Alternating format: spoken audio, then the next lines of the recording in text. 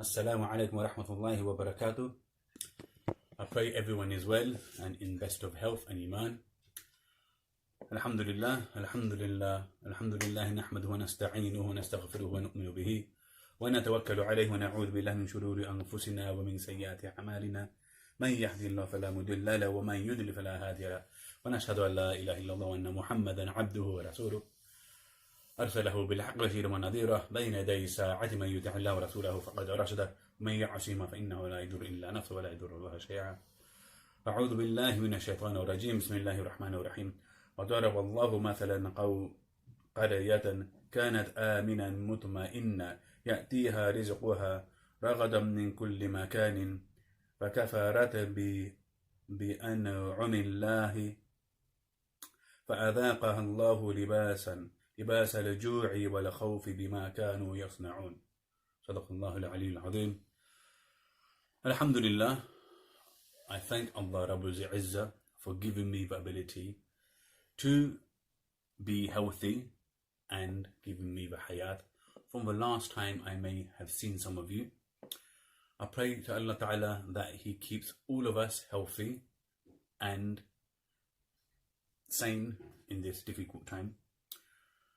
I apologize for not being able to make something to post out earlier, and I also apologize if this video is not up to scratch. It is quite difficult to talk to yourself and move on to a subject when you have not got an audience to actually listen to yourselves. So I pray Allah Ta'ala accepts all of our efforts and give me the ability to pass on the small, minute amount of knowledge Allah Ta'ala has blessed me with to others, so that I may also act upon what I say and others may gain reward from it, may gain knowledge from it, and thus pass on to others as well. So we know at this present moment, for the past 2 weeks, just over 2 weeks, that the masjids have been closed, and it is with a heavy heart I say that many scholars, many committee members around the UK, the majority of the masjids which have taken the decision to suspend the masjids and the congregational daily prayers due to there being an issue with distancing, social distancing, etc. So the decision to close the masjids has been made, and sometimes we as individuals, we find it difficult to comprehend that or take it in, because we think that, the masjid, we go for salah every day or every other day or every Friday at Jumma.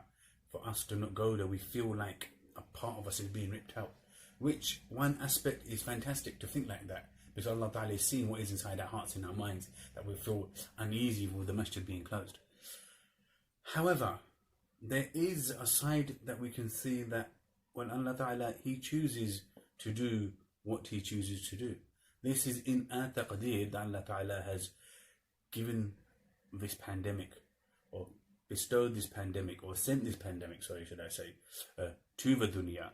For what reason? To test the ummah, to test mankind. Allahu A'lam, only Allah Ta'ala knows best. Yet the masjids have been closed.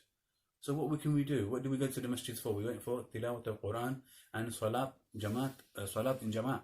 So what can we do instead? We do Jama'at at home. What do they say? If Muhammad didn't go to the mountain, bring the mountain Muhammad. I think I might have got that incorrect. But those of you that know what I'm talking about, you do understand. So if we can't go to the masjid, bring the masjid to us.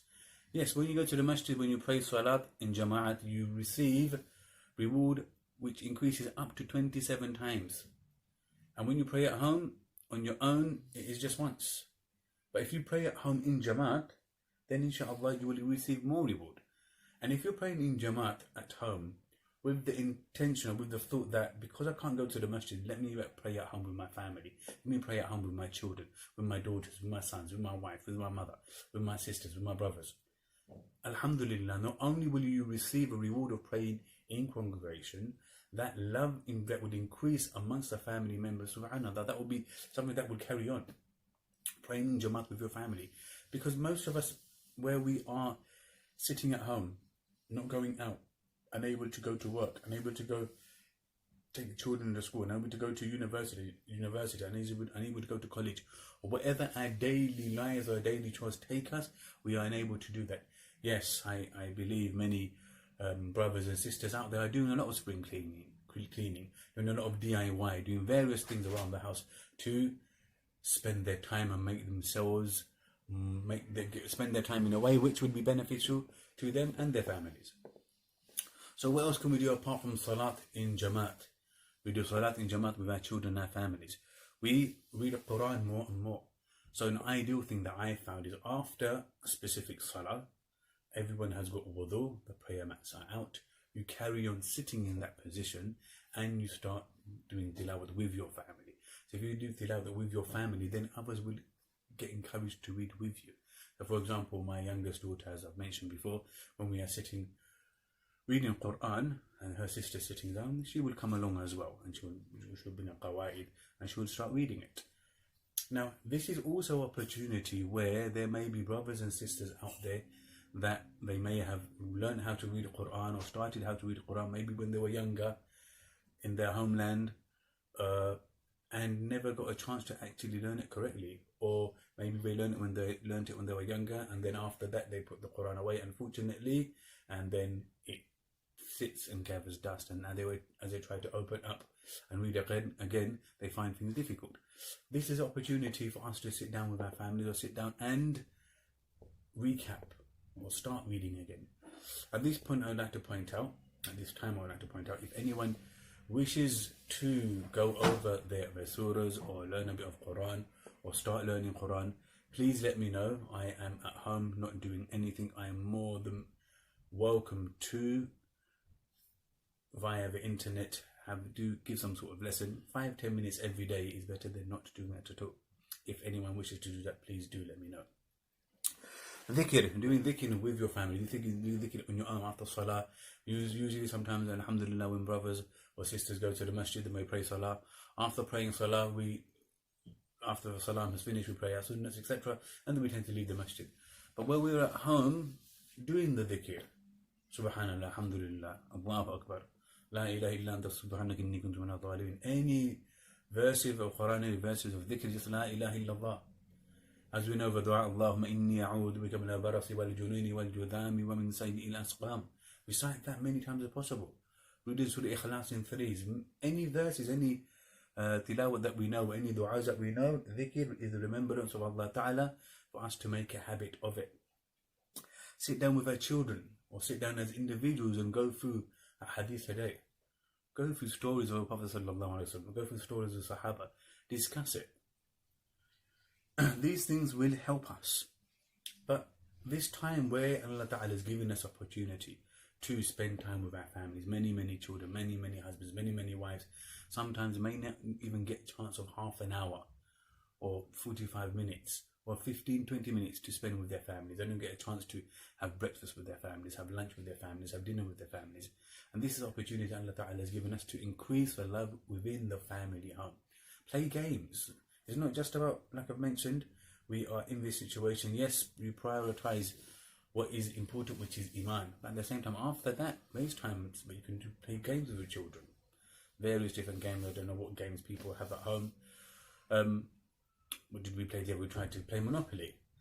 Playing Monopoly with young children, that can't fully count, but alhamdulillah, they find it enjoyable.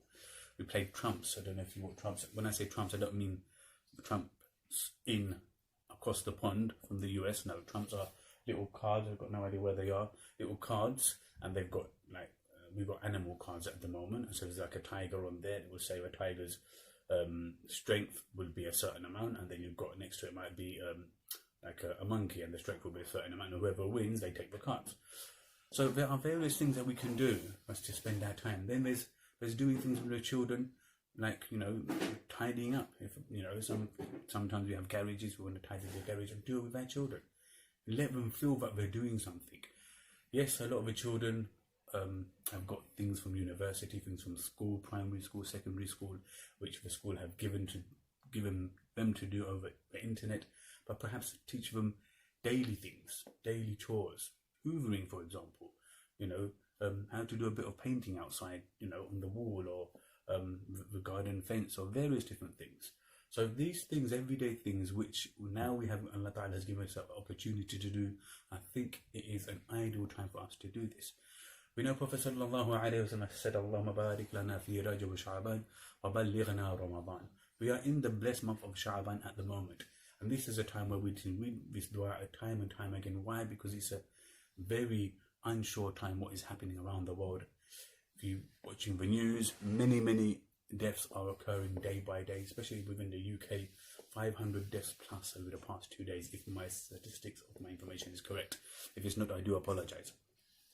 So because of these unsure times, I praise Allah Ta'ala that He does grant us the blessings of Rajab and Sha'ban and gives us the ability to reach a blessed month for Ramadan. But Allah Ta'ala has given us such an opportunity to sit at home and increase our ibadah, and spending time with family and doing things with them is also a part of the ibadah, which inshaAllah Allah Ta'ala will bless us with. So one other thing I just want to remind ourselves is sometimes we have elders within our households and those who are unwell. It's explaining to them to stay in, because there are many things happening. There are many things also going around on the internet. As we know that Gardens of Peace is getting inundated with deaths, with people passing away. I have a colleague who is an imam at Gardens of Peace, and he said that they are finding it very difficult. And it's tear-jerking thinking about the amount of people that are passing away and that our loved ones were unable to go to the janazah of loved ones.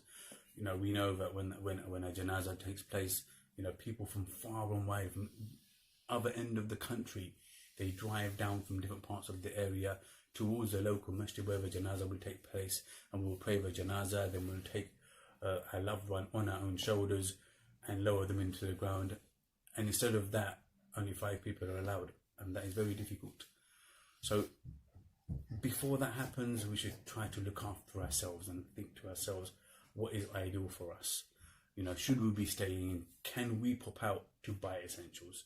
If you know there's someone within your community or your locality who is unwell or who is elderly, and you are healthy and you are aware of how to protect yourself by wearing gloves and cleaning your hands, and if you have a mask, I'm not sure with regards to the World Health Organization, their advice on masks at the moment, but if you can keep yourselves in a safe precautionary action and you have to pop out to get a few things for your own household, ask your neighbours and friends if they need anything, and if you can meet their requirements, then alhamdulillah, go ahead and help them. But please, those of us that need to stay in, please stay in. There are many brothers and sisters who are doing tremendous work out there, and it's very difficult to go through all the key workers. There's the NHS staff, and people that are working in supermarkets, people that are working in takeaways and restaurants, giving food to people, dropping food off to NHS workers. You've got teachers out there. Some teachers are still working because there are key staff, children still going to school. There are the ambulance people that drive the ambulance, the paramedics. You've got the police out there also. You have got bus drivers, train drivers. You have got care workers. You have got refuse collection people. You have got so many people out there. Anyone that I have a postman as well, they're still out there. Anyone that I forgot, I do apologise. There's so many key workers that we still need to remember that they are doing such a tremendous job. And after all this, sometimes we sit at home and we fiddle around with this a lot.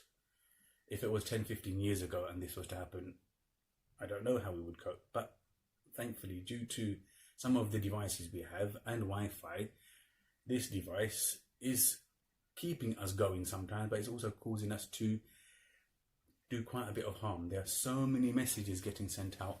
Some things are correct, some things are incorrect. Even if I have put on a group most recently with regards to not everyone passing whatever you get. When you receive something, please check and think for a moment that when you're passing something on, a message, don't just forward anything, think about it. Have you read it yourself? How do you feel about reading it? When you've received it, is it beneficial to you? Think, have I read through the whole message? Is it beneficial to me? if it's beneficial to me, and I think so and so may read this, may make use of it, then I may pass it on. But don't just find anything and just pass it on. There's so many messages getting passed around, and these messages, if they are made up and not correct, they are causing havoc within our community and our society, because a lot of it is sometimes is scaremongering. There's so many things going around with various different topics. I pray to Allah Ta'ala that Allah Ta'ala guide us and help us in an immense way. I hope this gets to at least the community in where you have given me the opportunity to lead your Friday prayers. If it goes out further, Jazakallah for listening. Please remember myself and my family and the Ummah in all of your du'as, and there are people also who have passed away during this pandemic, and loved ones have passed away even before that. Keep all the loved ones in your du'as. Remember, stay safe, stay well, try to keep your head up high and carry on and do things best as possible. And any other queries and questions, those of you that are able to contact me, please do so. Keep it in your du'as again on this blessed day of Jumma, on this Friday. Even if we are unable to pray Salatul Jumma in congregation, obviously we pray Dhuhr in place of that. Inshallah, I will try my best to keep these videos going and updated. May Allah Ta'ala look after us all. Remember me in your du'as finally again. وآخر دعوانا عن رب العالمين لا إله إلا الله محمد رسول الله. السلام عليكم ورحمة الله وبركاته.